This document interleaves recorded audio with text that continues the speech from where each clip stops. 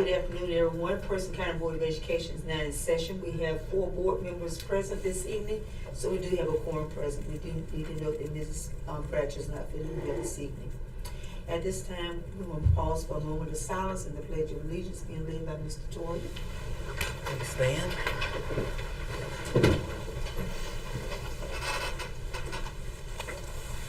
If you'll join me in a moment of silence.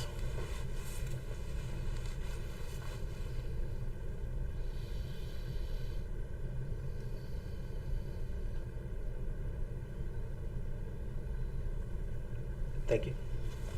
Now we have the pledge. I pledge allegiance to the flag of the United States of America and to the republic for which it stands, one nation, under God, indivisible, with liberty and justice for all.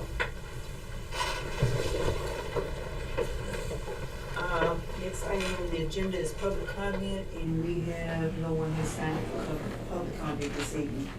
At this time, we're going to go to the minutes from June the 29th, the regular monthly meeting minutes. Any corrections noted? Hearing none, at this time, I entertain a motion for the approval of June 29th regular session meeting minutes. So moved. Is there a second? Second. All those in favor, please vote by saying aye. Aye. Opposed by the same sign. Hearing none, the minutes from June 29th are approved. The next item are the minutes from July 17, 2023, which is the special call meeting. If everybody had an opportunity to review, are there any noted corrections? Just one, under adjournment, it says the meeting was adjourned at 10:33 p.m. It should be a.m. Yeah, we're here for 12 hours. Are there any other noted corrections? Hearing none, I entertain a motion for the approval of the minutes as approved with the one noted correction. So moved. Is there a second? Second. All those in favor, please vote by saying aye. Aye. Opposed by the same sign, hearing none, the minutes are approved with the noted correction. All right, Dr. Peterson, this evening, the adjustments to the agenda. Yes, ma'am. If the pleases the board, I would like to remove item E1. We are no longer in need of that contract. We have an employee. All right, at this time, you entertain a motion for the approval of the agenda with the removing E1 from the agenda this evening. Is there a motion to approve? So moved. Is there a second? Second. All those in favor, please vote by saying aye. Aye. Opposed by the same sign, hearing none, the agenda for this evening is approved.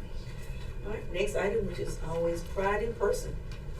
The best part of the board meeting. Hi, good evening. Good evening. So it is my privilege this evening to recognize Miss Emma Bowes. So Emma, if you'll come on up. Turn to them. You can tell them all about you. So Miss Emma is the recipient of the Aubrey Lee Brooks Scholarship. So most of you already know about that, but for those in the audience, Aubrey Lee Brooks is one of the most prestigious scholarships that's given really in the state of North Carolina. And so Aubrey Lee Brooks embodies 5 qualities. And so I want to highlight those 5 qualities. It's academic standing, character, leadership, financial need, and the will of the recipient. And the will goes on to talk about time management and the ability to be successful in college. And this is one of the favorite tasks or other duties as assigned that I get to do, because I get to sit in on those interviews, and I'm not a part of the decision-making team, but I get to be a part of that. And Emma really stood out in meeting all 5 of those areas. And so it's an honor and a privilege to present this little certificate to you, and congratulations on your scholarship. And we're going to take a picture, board members, if you would come into the. While they're coming in, Emma, can you tell them where you're going to be headed to? I'll be attending NC State.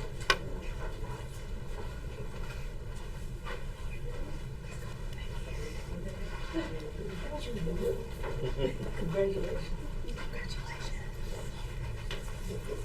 We're gonna fit in there.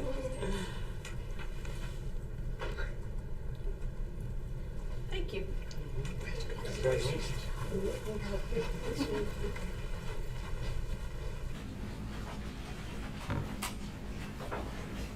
Dr.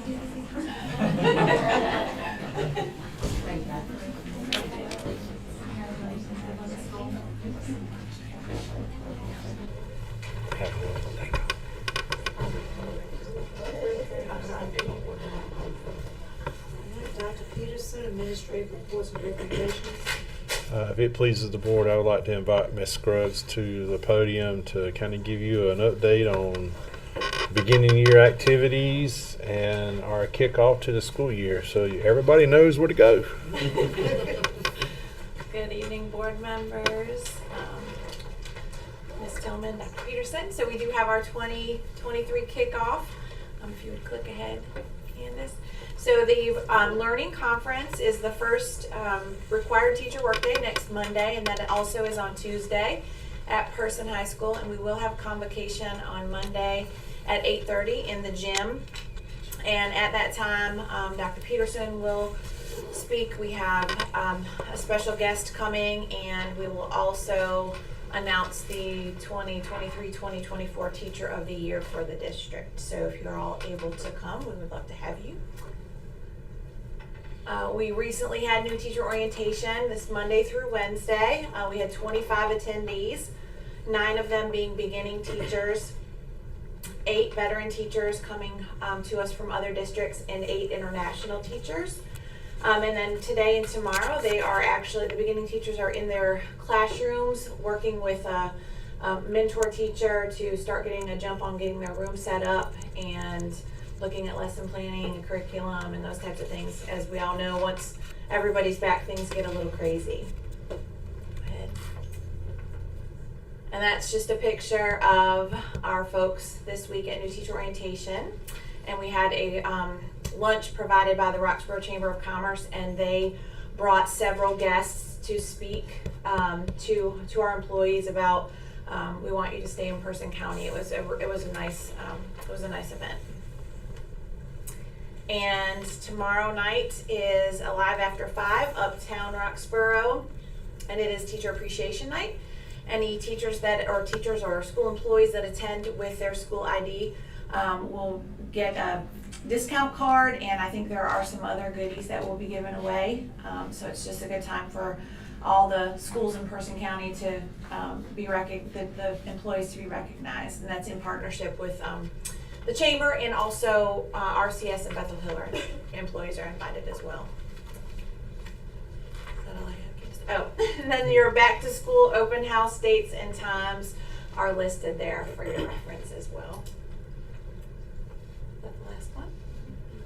Anyone have any questions? Thank you. Thanks for the updates. Next item on the agenda, administrative services, Dr. Anthony. Good evening, Madam Chair, Dr. Peterson, board members. I have a couple items tonight. First is our annual school resource officer MOU, and we ask that you please approve this item. Approving this allows us to have SROs at our schools. Then we use the memorandum of understanding. So everybody have opportunity to review the memorandum. Are there any questions for Dr. Anthony? All right, hearing none, at this time, entertain a motion for the approval of the 2023-2024 SRO memorandum of understanding between Person County School as presented. So moved. Is there a second? Second. All those in favor, please vote by saying aye. Aye. Opposed by the same sign, hearing none, the memorandum is approved. And also have an update just on our child nutrition department. So as you know, we entered into a new contract with a new food services provider, Southwest Foods Excellence. They're in district. They were in district July 1. Mr. Rip is our point of contact. He's our liaison. We have they have, as of Monday, all but 5 positions were filled. So we're almost fully staffed in our cafeterias for the first time in a long time, so we're excited about that. They began their marketing campaign, so they began wrapping or have wrapped our food service lines in our cafeterias. They have the new signage that will go up, and that is being installed as we speak. Well, not right now, but this week as as I'm presenting. So, and we're excited about the partnership. They provided lunch for us at the one of the new teacher orientations. Lunch was good, and service has been good so far. Haven't had any issues. They have been on target, delivered on their promises. If there have been any hiccups, they communicated effectively, and we're excited thus far with the partnership. Also, the menus will be loaded on the website by the first day of school. They're already working on that. Some of them are in, and we've had opportunity to look at the website or the app that they provide, and it's going to be good. Any questions? Questions? This is now for approve this information. Any questions for Dr. Anthony? Thank you. All right, thank you. All right, Mr. Clayton. Resolutions. Madam Chair and board members, we have tonight a resolution for approving, along with the 3 tabs that you have, is the resolution form, a deed, and a lease agreement. So tonight, the action will be on the resolution. So at one point, we will be ready to sign the lease and the deed to the county. I was gonna let Melissa explain it in more details.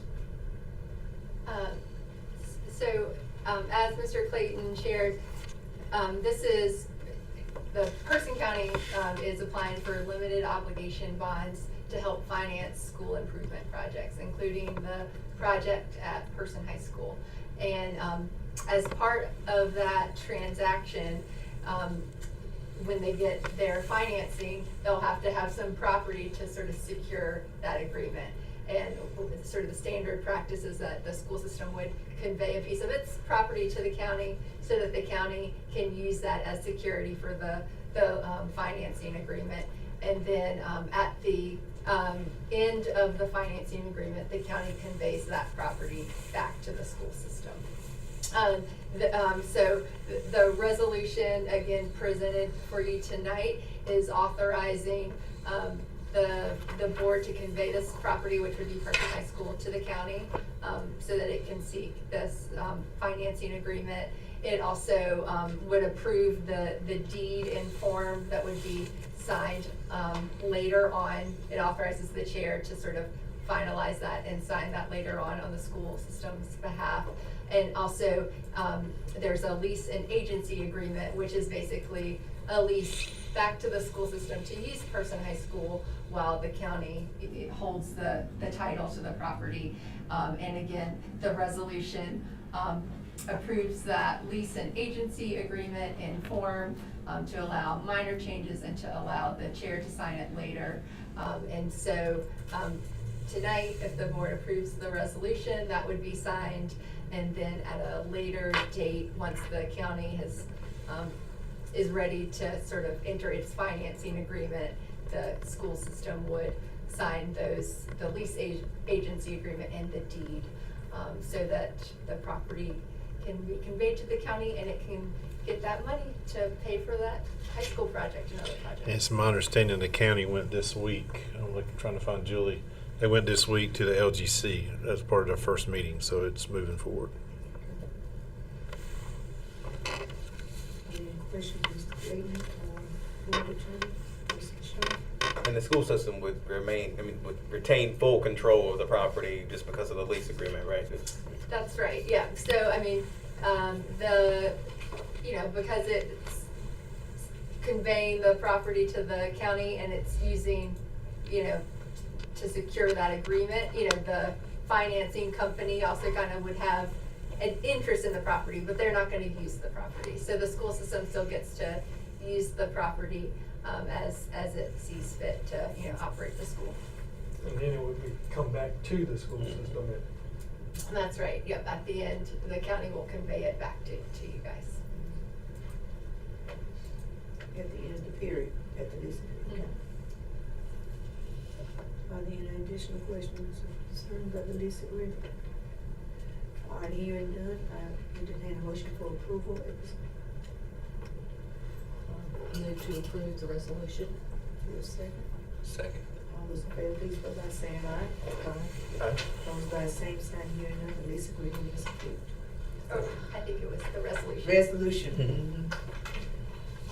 Thank you, ma'am. All right, then we got some updates, information. Yes, ma'am, the next thing that I have is just an update on the project itself. Okay. You have attached to, your agenda, a schedule. It's a little, you've been given several schedules, but this one is a little better laid out, that you can just go straight down and kind of keep up with where we're at and where we're going with the project. I will, let you know that we kind of kicked the project off. We had a pre-bid meeting, Tuesday, August the 8th.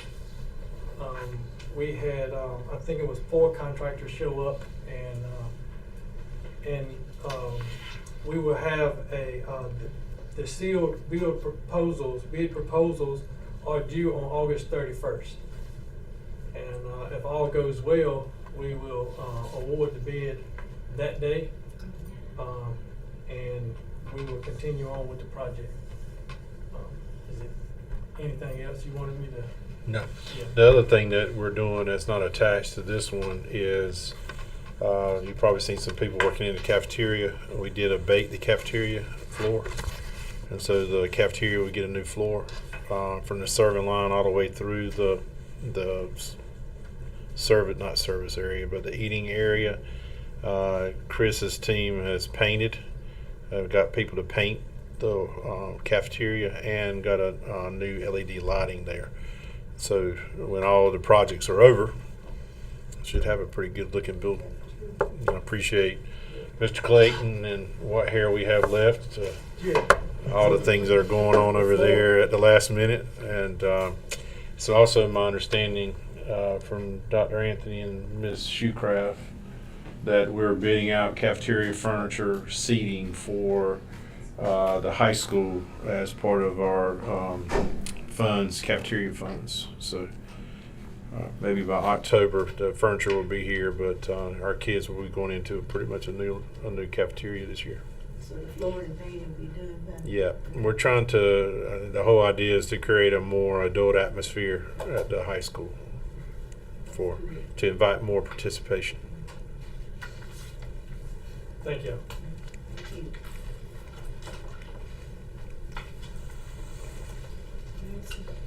Human resources, Mrs. Stacy, personnel update. Good evening. Good evening. 'Tis August. Yes. Yes.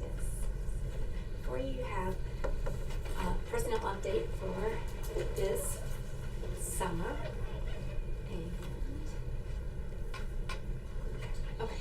So we did have an impromptu job fair last evening at Person High School. We had 18 candidates came to inquire about positions, and we did have 4 that we are doing background checks on currently for positions. A teacher assistant, 2 school nutrition, so I think we had 5 vacancies, you said. So SFE joined us, and they were able to start the ball rolling on 2 of the candidates there, as well as a before and after school care candidate as well. So I call that a success. Did not have any certified teachers, but I call it a success. Over the last couple of weeks, or the summer, we have had 68 interviews conducted, our school administrators. There have been 40 certified hires, 19 non-certified hires to date, 46 transfers of our people, and 13 international teachers. And I'm going to point out one. We have an international teacher with us tonight, Mr. James from Peaceville is here. And our administrators are working extremely hard. We do have plans to cover the current vacancies that we do have with people within the building, as well as retirees that you will see a little bit later on with our personnel report. And they have worked hard with creative scheduling, and to date We have, last month, I think we were a little over 20 certified. We're at 12. So it's a good, that's a good day for us. We also were able to secure, just within the last 30 minutes, a music teacher for elementary school. So I am beyond thrilled there. Any questions for me as far as personnel updates, as far as what we have done? What are numbers like as far as mentors for the new teachers? The new teachers, as far as mentors, I'm gonna ask Tracy to speak to that, how she has that arranged, if that's okay, put you on the spot there. Sure. So there are kind of 3 levels of that. Each beginning teacher receives support from a district mentor, and that's a retired teacher. We have 2. One that works at the elementary level, and then one that works in secondary. Then they also have in their building a buddy teacher that most times is the same subject or grade level that they are, that is there all the time. And then, of course, we have the support from our 5 instructional coaches as well that is available to them. Anything else, Mr. Just curious. And it's good to have those mentors on those school campuses as well, because they are there firsthand. Oh, yeah. So what our numbers looking like is, 12 classrooms. okay. So of those, 3 are CTE classrooms. But as far as like classroom teachers, core teachers, 2, 3, 4, 5, 6, 9. Yes. Yes. What level are they? So it varies. There are 4 at the middle school and 5 at elementary, none at Person High School, except CTE, and that's separate. So. I can't commend our administrators enough. They have shaken the trees. Yep. Ms. Clayton's helping a lot. She's kind of getting them in contact with people. So. Sounds good.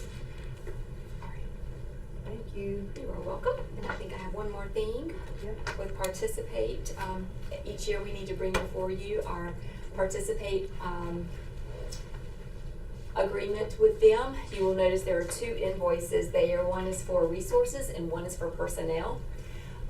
Please note that we do draw allotments from the state for these, just like anybody else. And so when you see the dollar amount there, we do get monies as if they were a regular teacher that we hire. And so that does go towards paying that. And then the monies that we also from that goes towards resources too. I know I'm not explaining it exactly right, but that's our Participate information for this fall. The resources is the second language material, Yes. curriculum material.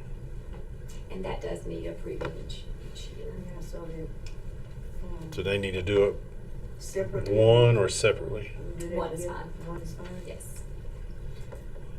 Any additional information needed from Mrs. Stacy concerning Participate, contract and resources? At this time, we entertain a motion for approval. Move we approve the Participate learning invoices as presented. You have a second? Second. All those in favor, please vote by saying aye. Opposed by the same sign here, none, the invoices are approved.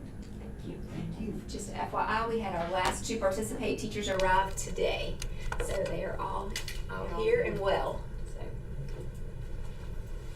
Okay, Mr. Moore, curriculum instruction accountability, consolidate budgets, money.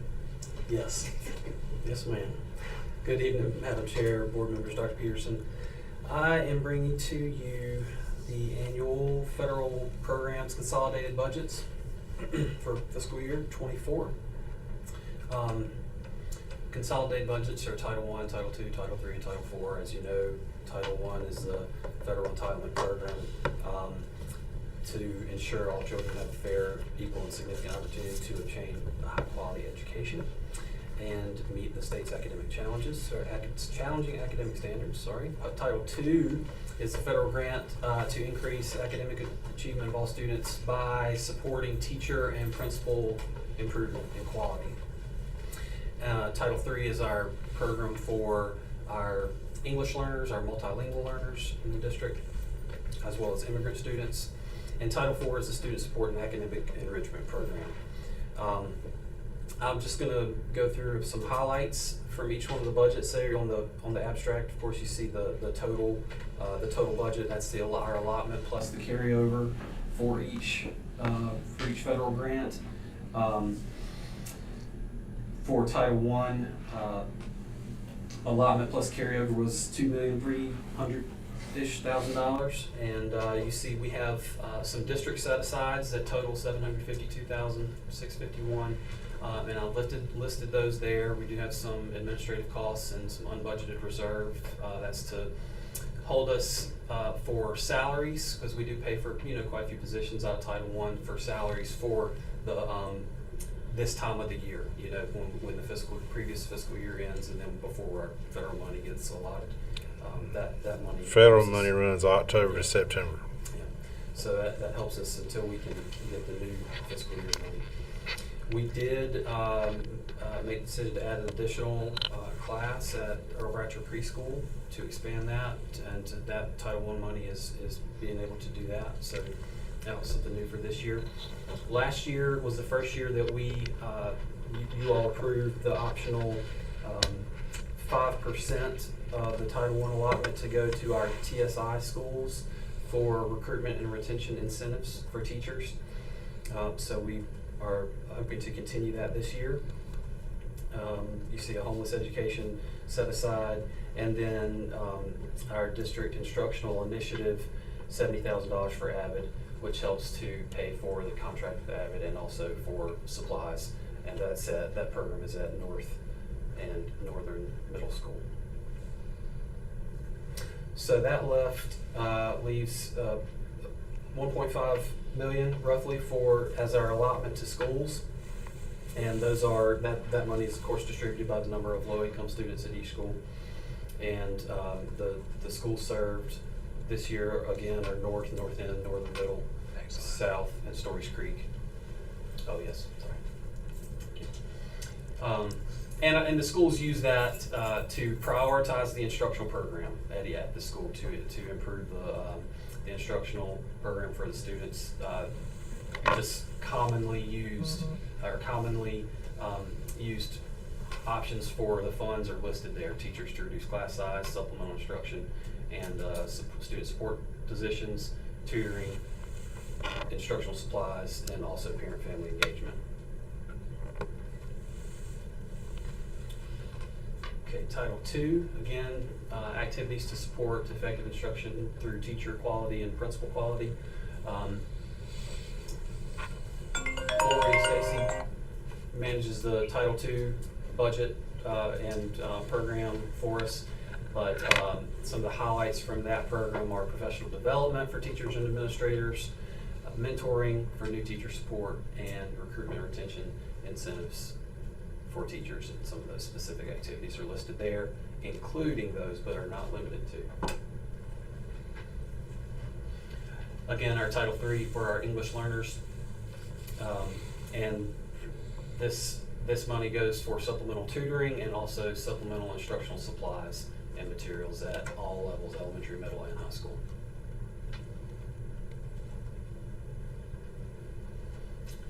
And finally, Title IV for student support and academic enrichment is a very flexible grant. You see our allotment and carryover amount there. There are 3 categories within Title IV, activities to support a well-rounded education. And that program, again, you see our middle school AIG position and some curriculum materials. Also this year we'd like to add an adaptive online curriculum for our English learners, which our Title III budget would not cover that, so we have the ability to pay for that out of Title IV. The second category is safe and healthy students. We have some NTSS positions, part-time positions that we'd like to add, but we have quite a few of those that we provide through ESSER funds for right now. Some of the other schools that have not had that are in need of that support, and so we'd like to provide that for them this year. And conscious discipline, professional development, And also our programs at our 2 middle schools and high school, our Men of Distinction and Valor. That program, they do a lot of fundraising for field trips and whatnot, so we'd like to provide a little additional support so those students don't have to bear the burden of those costs for some of those activities. And then the third category for Title IV is the effective use of technology, and with that, that Lexia English program, there's a PD option that we think would be very beneficial for our ESL teachers and tutors to be able to have that PD to support that program, to work with our English learners. I know I was kind of flying through that, but any questions? Yeah, I was gonna ask them that you have 4 budgets that were presented. Are there any questions about any of the information that was presented? A lot of work there. It was. Oh, Well, we thank you.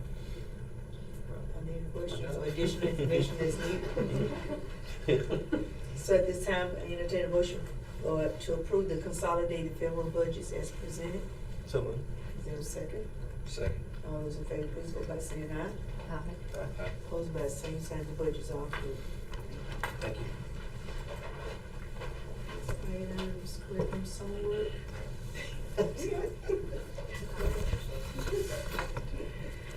Madam Chair, members of the board, Dr. Peterson, good evening.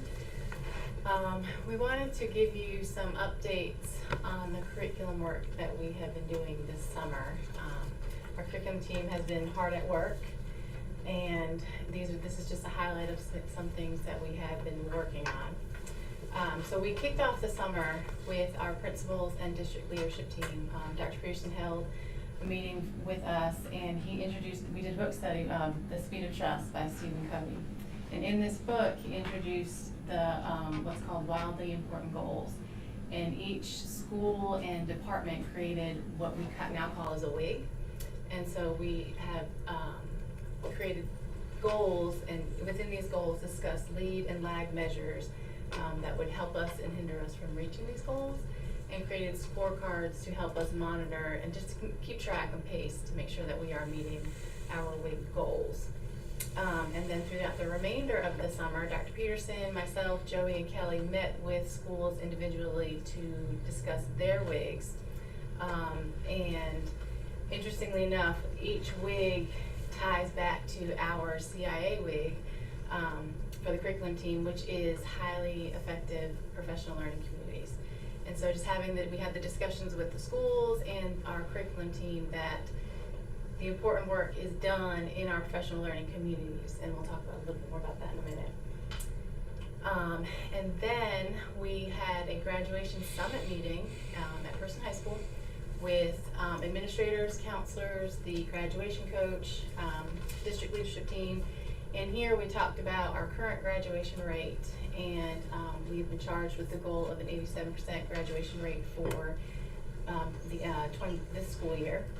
And so in this meeting, we talked about how we are going to meet that goal, and we introduced a graduation tracker, which upon students' 9th grade entry year, we start tracking them and the progress that they're making and their credits that they're making towards their graduation and graduating in 4 years.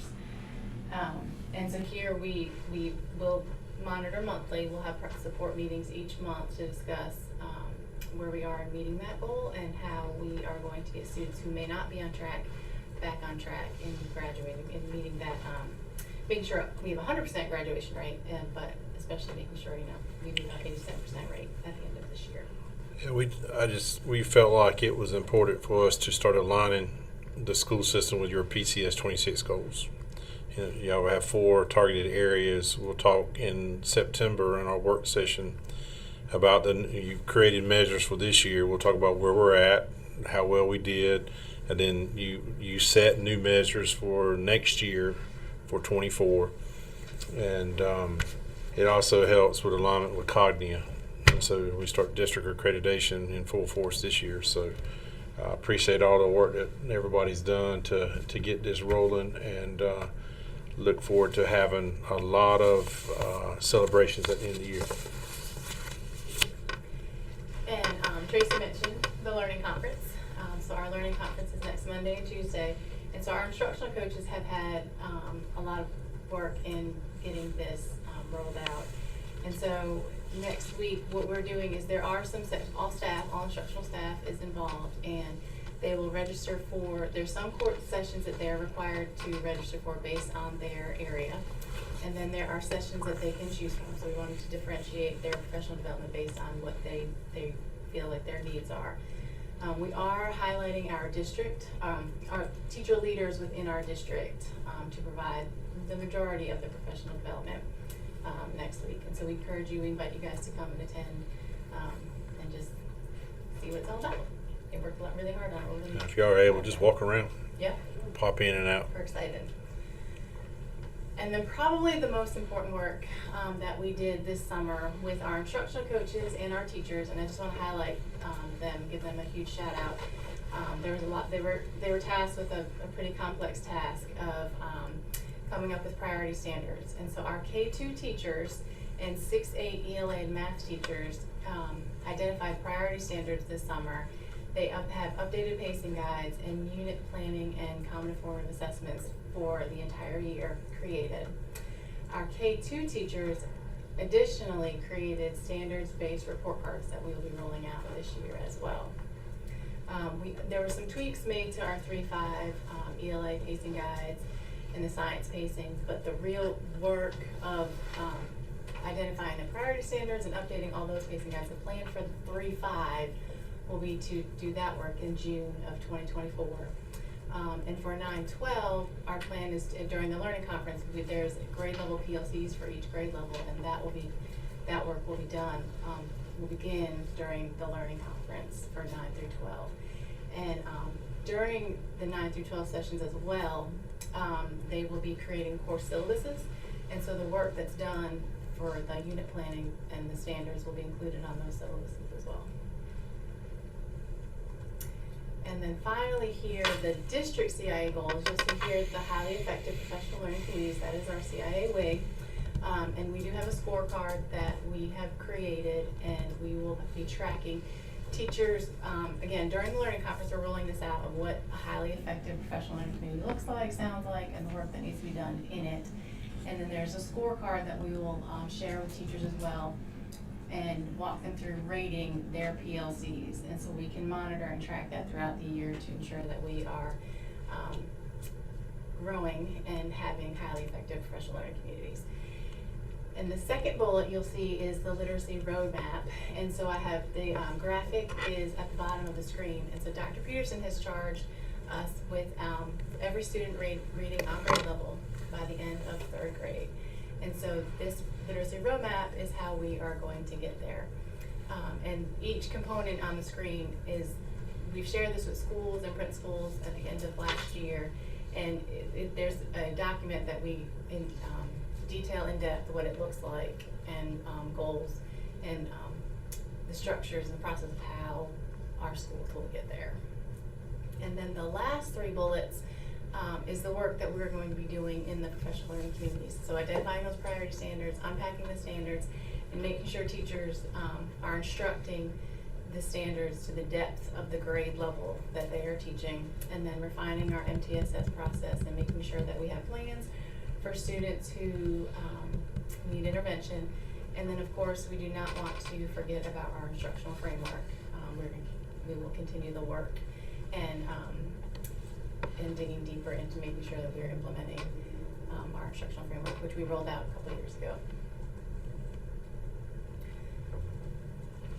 Questions on the work we've done this summer?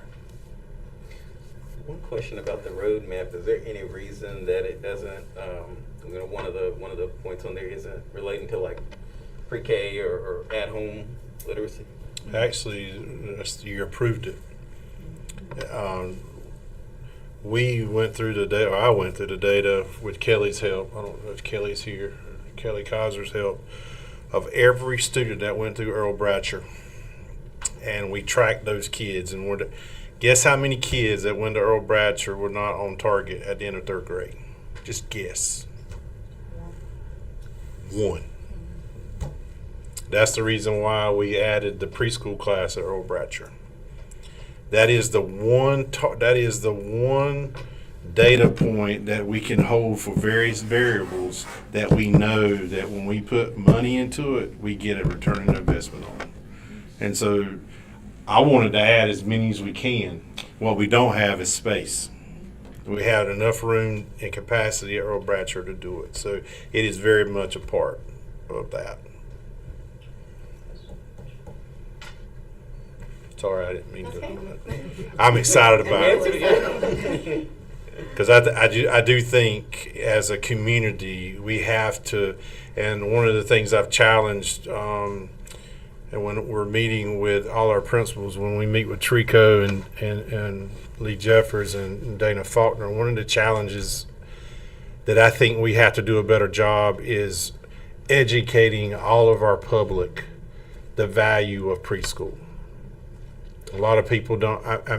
I just get the feeling that with the wait list that we have here in the county, that we've got to do a better job serving that area. And like I said, it's something that we've got to get more behind. And I'm at the point. My recommendation is I'd rather spend it up front than on the back end. And so, looking forward to having those conversations and you guys being a part of it. And we started the conversation a little bit at the Ministerial Alliance meeting when we had with them, and we're supposed to be getting a plan with them to share out in the community, and we look forward to being able to share the importance of that. And lastly, we wanted to update you on our summer reading camps. So we provided the summer reading camp for our 2nd and 3rd graders this summer, and the camp was from June 19th through July 13th. And so during this camp, there was an intense focus on literacy. And at the end of the camp, the students were assessed through M-Class for 2nd and 3rd grade, and then also in 4th grade, the RTA assessment. And so you can see here that in 2nd grade, there were a total of 49 students who attended the camp. And of those students, 6 of them met grade level expectations according to M-Class, which is 12% of the students, the 2nd graders that attended. And in 3rd grade, 68 students attended, and 14 of those students met grade level expectations based on M-Class. And then 10 of those students met proficiency based on the RTA assessment. And then in addition to that, we did have 2 students who they completed the 3rd grade RTA portfolio, and so that they met, that according to that, they met grade level expectations as well.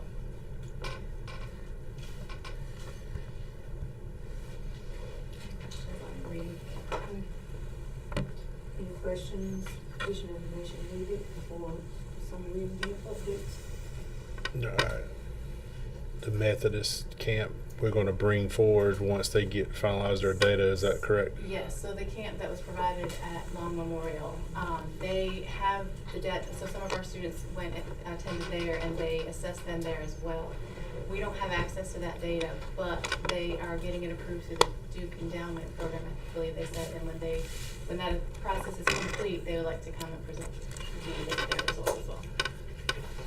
Is this about what you expected, the 12%, 38%? It's about what we typically do each year. To be honest, the RTA assessment, this was the most students that we have had pass the RTA assessment in the last couple of years. Because by the time they take the RTA assessment in the summer, they have gone through the BOI, MOI, EOI for M-Class. They've done the EOG, they've done the BOG, they've done the RTA assessment in the spring, and then they also have the portfolio opportunity. So usually, typically, we get about between 3 and 5 in the summer, but this was quite a bit more than we typically see. We're excited about that.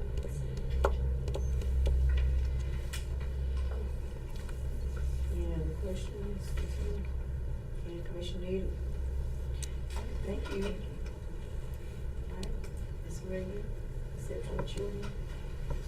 Now it's missing. There you go. Correct. Good evening.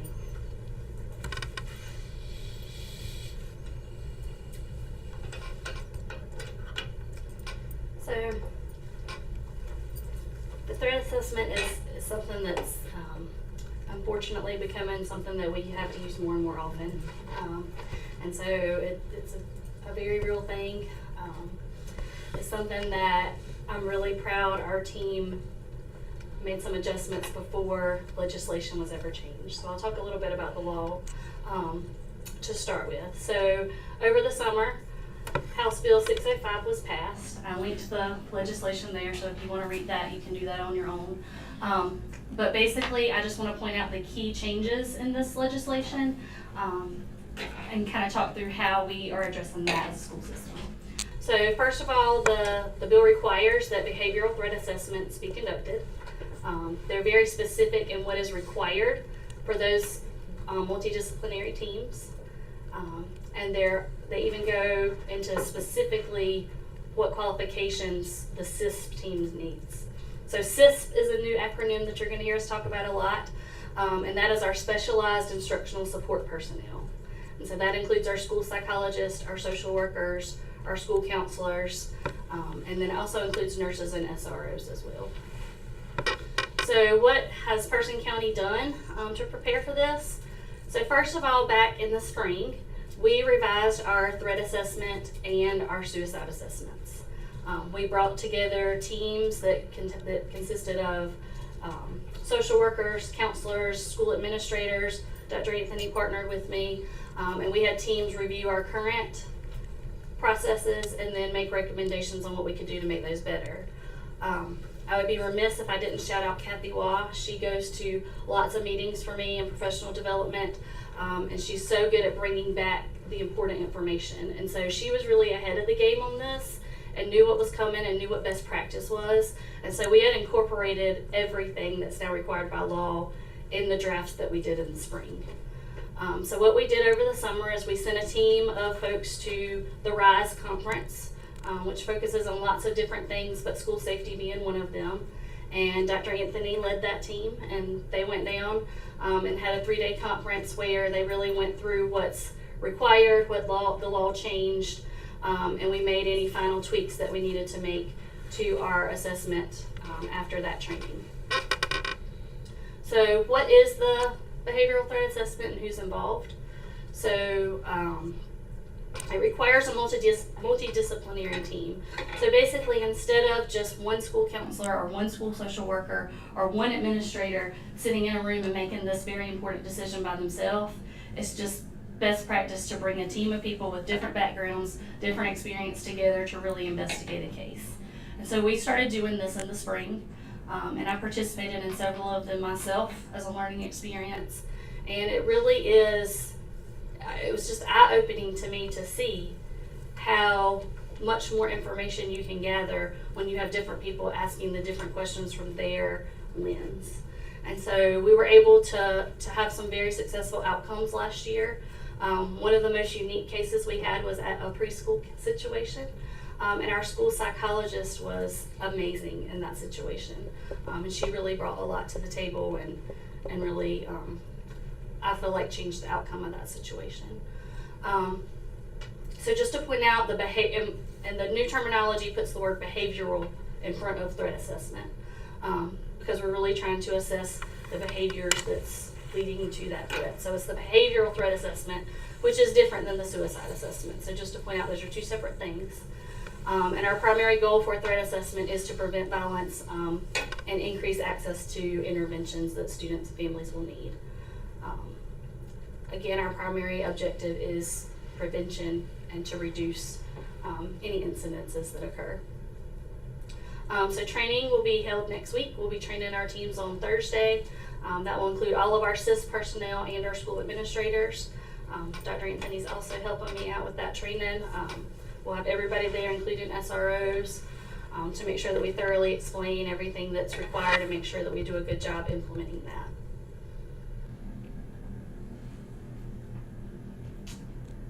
I'm not going to read all of these bullets to you, but here are just some of the reasons why a behavioral threat assessment might be used.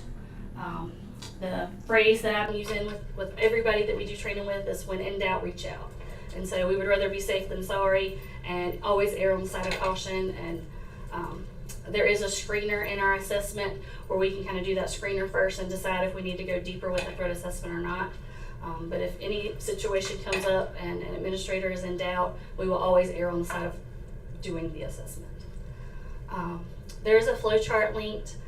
Candace, you can show that, but I'm not going to go through it. Well, I'll give you access in a minute.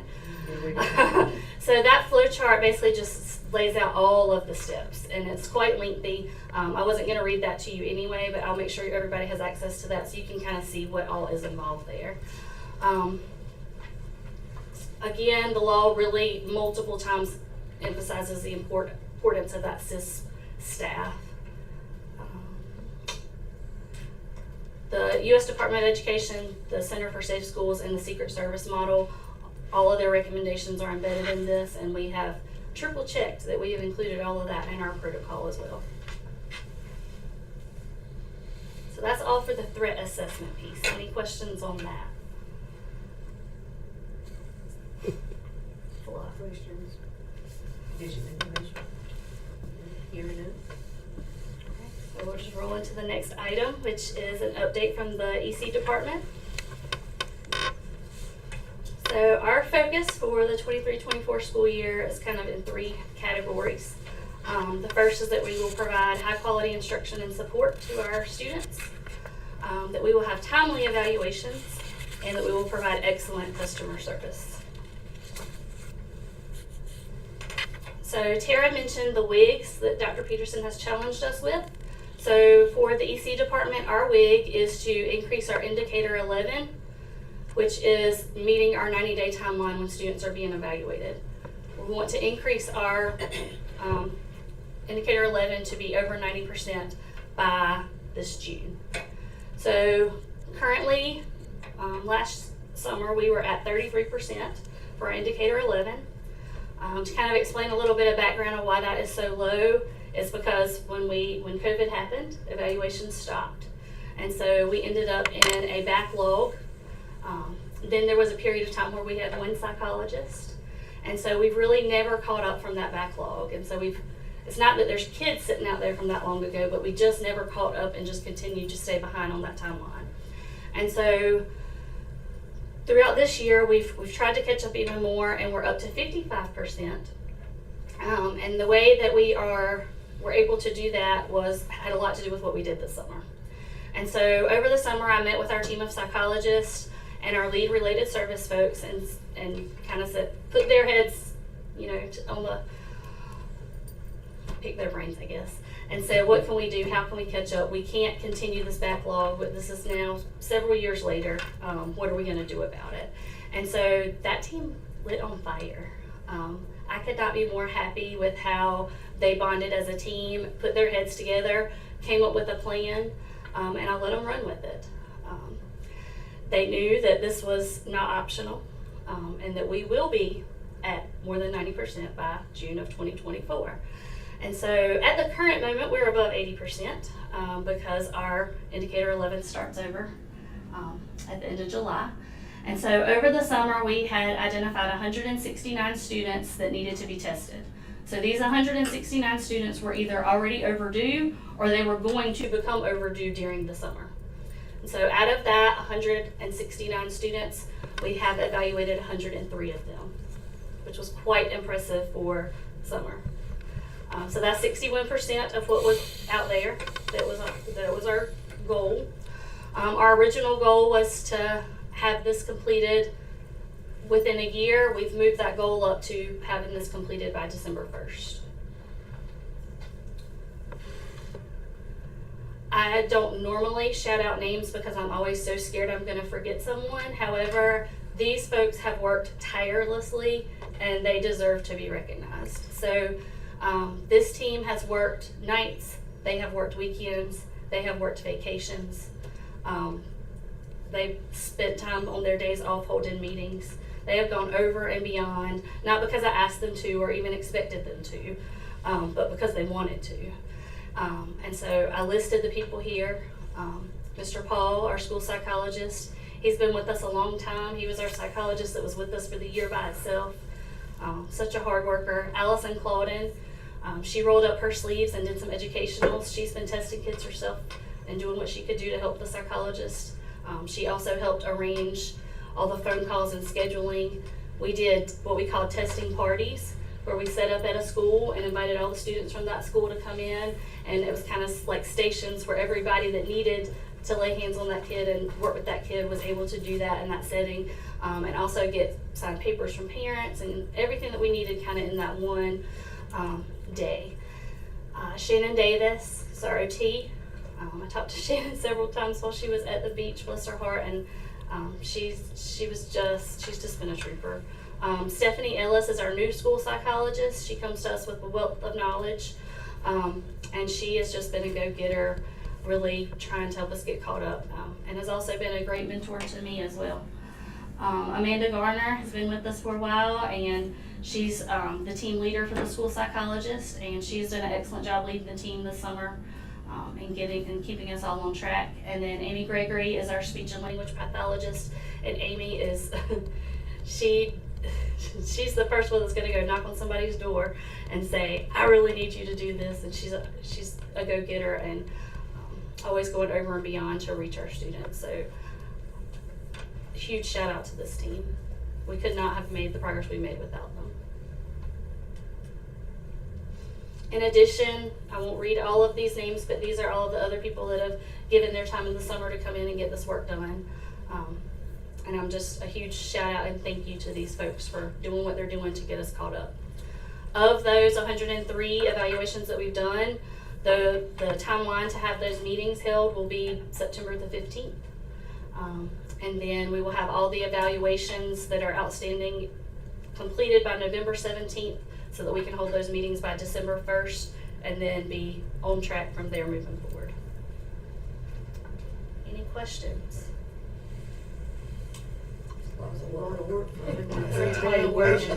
I know Miss Reagan wants to shout out her team. I think she needs a little shout out herself. I know.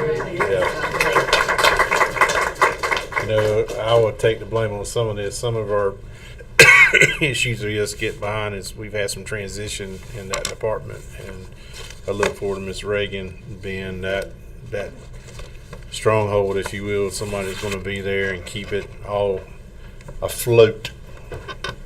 So appreciate Miss Reagan and all that she's done.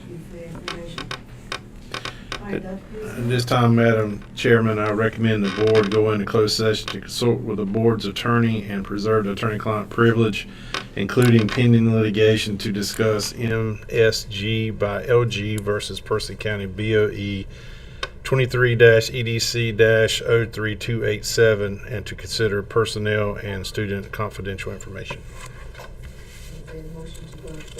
Before we go in, I did have a question. I don't know if I can ask it right now. It was related to public comment. So I don't know if it's something should be added to the next meeting or a policy meeting or something. Do it. There was a question about public comment. I didn't know if I know nobody did comment, just about the procedure. Well, I think that appropriately we need to add it to the next meeting. Okay, no, that's fine. I just was curious. So I mean, if that could be added to the next at this meeting. time, yeah, that's something that should be addressed initially when we approve the agenda. That you might want to have something addressed at that time. Okay, no, that's fine. I mean, if it can be added to the next. Yeah, well, Yeah, Miss Lee. I think Miss Queen would add that, yeah. Is there a motion to go in closed session? So moved. Is there a second? Second. All those in favor, please vote by saying aye. Aye. Opposed by the same sign here and now, we're now going to closed session. This is the adjustment to the agenda. That item We have got moved returned to to D, open and session, that's the Dr. item I Peterson. have. Okay. Superintendent reports.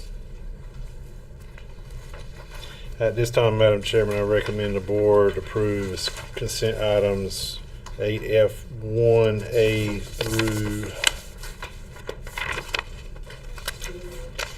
through B, A and B. And we got consent items amended to. Can we do them all at one time? Or is that you gonna say? That we just notifying you of the contracts that are by board policy that we have to give you notice that we have approved from 30 to 90. Entertain motion to approve consent items as presented. So moved. There a second? Second. All those in favor, please vote by saying aye. Aye. Opposed by the same sign, hearing none, the consent items are approved. I think Mrs. Bratcher has updates from School Association, but since you're not here this evening, I don't think she feel like doing it. She didn't send me. I know that you got lead. I think me and you are going to lead. And the November agenda's out for the state conference. It's a draft, the annual? Yeah. It's a draft. I It's a don't know if draft it's like, agenda, But- so they had started the registration process and whatever. I mean, I didn't see one for the fall. And I don't- Fall law conference. Yeah, I haven't seen the fall law conference one This either. is the NCSBA one in Greensboro, they sent out Yeah, the November one. Outside of that, again, Monday morning, we'll start at 8:30.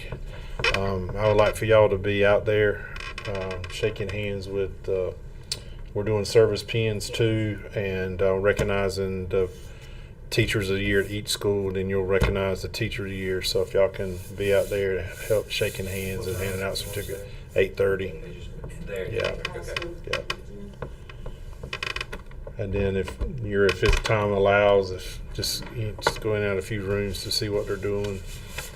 I'm sure that they would love to see y'all. And the chamber is doing the Friday night again, and it's the first time that they've wanted to do something for teacher appreciation. So if you can make that, that would be awesome too. appreciative of their dues. Yeah.